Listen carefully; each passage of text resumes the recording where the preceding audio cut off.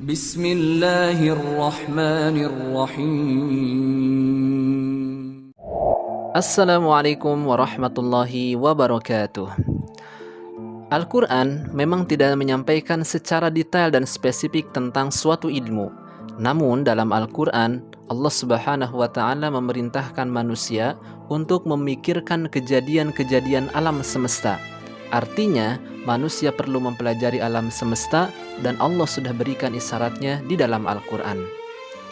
Dengan semakin majunya teknologi dan semakin berkembangnya penelitian-penelitian sains, satu persatu ayat-ayat sains dalam Al-Quran dapat kita pahami. Itulah bukti bahwa Islam adalah agama yang benar dan Al-Quran diturunkan oleh Allah Sang Pencipta kehidupan. Jadi, sangat tidak patut bagi kita memisahkan antara kehidupan dengan agama, karena sejatinya segala kehidupan ini sudah diatur dalam agama. Pada pembahasan kali ini, kita akan membahas topik yang menarik, yakni tentang pembentukan api dalam kehidupan. Allah Subhanahu wa Ta'ala berfirman dalam Quran Surah Yasin ayat ke-80. Alladzi ja'ala lakum minasy-syajaril akhdari nara فَإِذَا أَنْتُمْ مِنْهُ تُوقِدُونَ. Dialah Allah yang menjadikan api untukmu dari tumbuhan yang hijau, maka seketika itu kamu nyalakan api dari tumbuhan itu. Ayat ini masih berkorelasi dengan ayat sebelumnya, yaitu وَضَرَبَ لَنَا مَثَلًا وَنَسِيَ خَلْقَهُ قَالَ مَنْ يُحْيِي الْعِظَامَ وَهِيَ رَمِيمٌ. Permisalan orang-orang yang melupakan asal penciptaannya. Mereka mengatakan, siapa yang bisa menghidupkan tulang belulang ini padahal sudah luluh lantak? Dalam tafsir As-Sa'di disebutkan bahwa ayat ini merupakan hujjah bagi orang-orang yang mengingkari atau ragu terhadap hari kebangkitan. Setelah Allah menyebutkan hujjah di ayat sebelumnya, kemudian Allah menyebutkan hujjah dengan ayat ini bahwa Allah lah yang menjadikan api dari tumbuhan yang hijau. Seakan-akan Allah bertanya dengan pertanyaan yang begitu mendalam. Siapa yang menjadikan api dari tumbuhan yang hijau dan masih basah dengan kandungan airnya? Bagaimana mungkin sumber api terbentuk dari tumbuhan yang hijau? Ayat ini sangat menarik dan memunculkan beberapa pertanyaan. Pertama, kenapa Allah tidak mengatakan alladzi ja'ala lakum minal hatab? Dialah Allah yang menjadikan api dari kayu bakar. Karena kayu bakar yang sudah mengering yang biasanya digunakan sebagai bahan bakar. Justru Allah mengatakan alladzi ja'ala lakum minasy-syajaril akhdari nara. Allah menjadikan api dari tumbuhan hijau. Kemudian pertanyaan yang kedua, apa hubungannya tumbuhan hijau dengan sumber api? Mari sama-sama kita jawab pertanyaan-pertanyaan tadi. Tapi sebelum itu, baca terlebih dahulu ayatnya berulang-ulang dan fokuskan pikiran agar kita dapat memahami dengan baik maksud Allah Subhanahu wa Ta'ala dalam ayat ini. Jika yang dimaksud ayat ini adalah kayu yang biasa digunakan sebagai bahan bakar dan digunakan untuk membuat arang, maka hal ini tidaklah menjadi hujjah bagi orang yang tidak percaya akan hari kebangkitan. Karena ini adalah hal yang biasa yang semua orang tahu.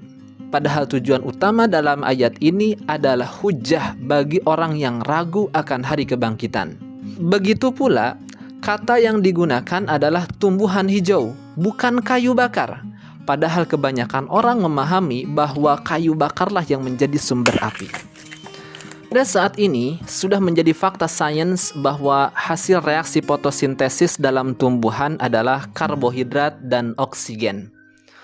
Oksigen adalah unsur penting yang diserap oleh tubuh dan digunakan dalam proses pembakaran untuk menghasilkan energi. Glukosa, baik dalam bentuk monosakarida atau disakarida dalam tubuh, tidak dapat secara langsung dimanfaatkan sebagai energi, melainkan harus dipecah melalui reaksi pembakaran. Reaksi pembakaran inilah yang disebut dengan respirasi seluler dan proses ini terjadi di mitokondria. Respirasi seluler merupakan proses kompleks yang terdiri atas 3 tahap, yaitu glikolisis, siklus Krebs, dan rantai transport elektron. Akan tetapi, respirasi seluler tidak mungkin terjadi kecuali dengan adanya oksigen yang terlibat dalam reaksi kimia. Oleh karena itu, manusia akan meninggal jika dalam beberapa menit saja tidak mendapatkan pasokan oksigen ke dalam tubuh. Maka bersyukurlah kita kepada Allah Subhanahu wa Ta'ala, karena Allah tidak pernah telat memberi kita oksigen. Seandainya Allah telat memberi kita nikmat oksigen dalam waktu beberapa menit saja, tentu semua manusia di dunia ini akan binasa. Konsep dan prinsip pembakaran yang melibatkan oksigen berlaku dalam semua hal, baik di bidang medis, mekanik, atau proses lainnya yang terjadi di alam. Proses pembakaran dan pembentukan api tidak mungkin terjadi kecuali dengan adanya oksigen. Percobaan sederhana dapat kita lakukan untuk menguji teori ini. Misalnya, kita nyalakan sebuah lilin. Setelah apinya menyala, lalu kita tutup dengan gelas sehingga udara tidak dapat masuk. Apa yang terjadi? Pasti apinya akan padam. Padahal sebelumnya sudah ada sumber api dan bahan bakar berupa lilin. Lantas kenapa api mati? Api mati karena tidak ada oksigen, sedangkan reaksi pembakaran membutuhkan oksigen. Kembali ke ayat yang tadi, Allah menjadikan api dari tumbuhan hijau karena tumbuhan hijaulah yang menghasilkan oksigen melalui reaksi fotosintesis. Kemudian, oksigen inilah yang digunakan dalam proses pembakaran dan pembentukan api.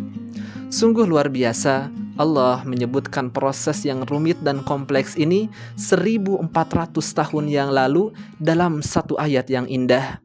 الذي جعل لكم من الشجر الأخضر نارا فإذا أنتم منه توقدون. Dialah Allah yang menjadikan untuk kamu api dari tumbuhan yang hijau.